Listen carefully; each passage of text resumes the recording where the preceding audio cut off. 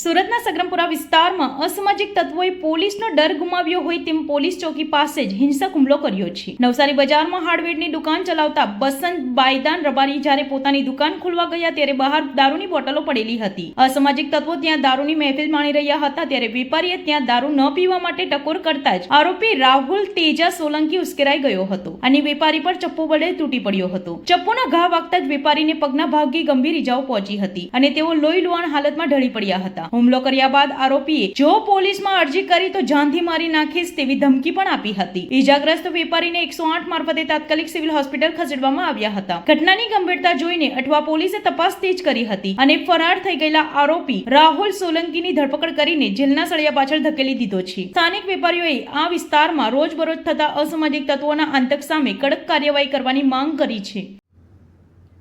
Sir કે અઠવા વિસ્તારમાં હાર્ડવેરના વ્યાપારી પર ચપ્પુ વડે હુમલો થયો છે, આરોપીની બી ધરપકડ થઈ છે, શું આખી હકીકત છે?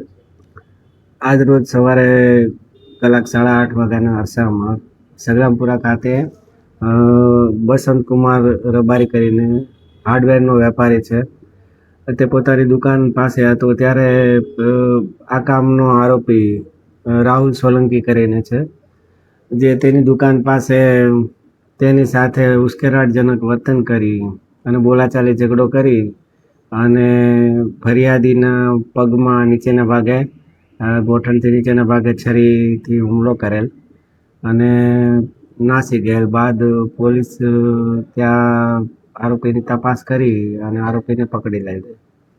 સર કઈ રીતના ગુનો દાખલ કરવામાં આવ્યો છે? આરોપી વિરુદ્ધ તીક્ષ્ણ હથિયારથી ઈજા કરવાનો ગુનો દાખલ કરવામાં